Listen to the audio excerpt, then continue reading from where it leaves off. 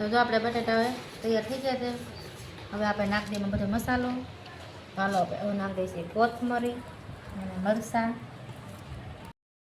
હવે નાખી દઈએ આપણે ધાણા જીરું, પેલા કાશ્મીરી ચટણી, થોડીક હળદર,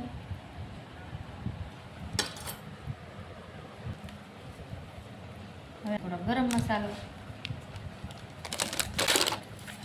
ચાલો આપણે મસાલો બનાવી નાખીએ.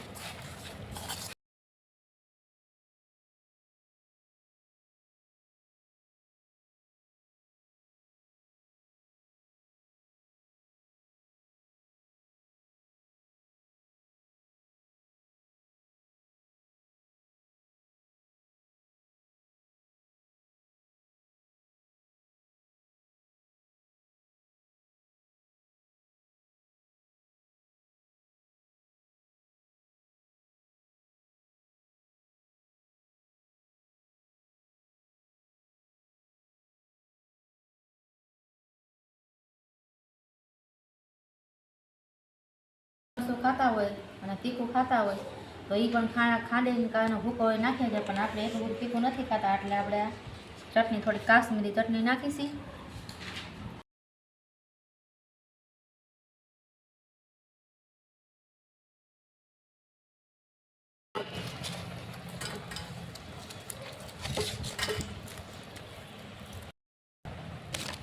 થોડોક આપણે ગરમ મસાલો જે નાખવો પડે એમ છે. પછી આપણે જો એક નંબર બનાવશે મસ્તીના. અમે પહેલી વાર બનાવ્યા છે, ટ્રાય કરી છે, પણ તો બહુ સરસ બનાવશે.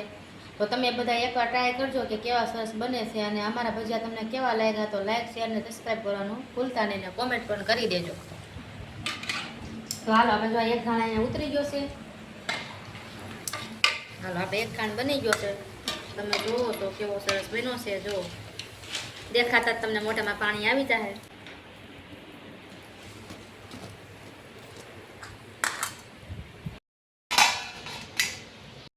તો જો આપણા ગરમ ગરમ હોય ને ઠરે નહીં કોઈ વાતે, એટલે આપણે ગરમ ગરમ રીતિને ભવથી ગરમ છોકરા ખાઈ ન ગયા એટલે આપણે એને આવા પીસ કરી દેવાના. તો હાલો બધા આવી જાઓ અમારા રોટલીના ભજીયા ખાવા. તમે પણ એકવાર ટ્રાય કરજો, ભૂલતા નહીં, બનશે બહુ સરસ.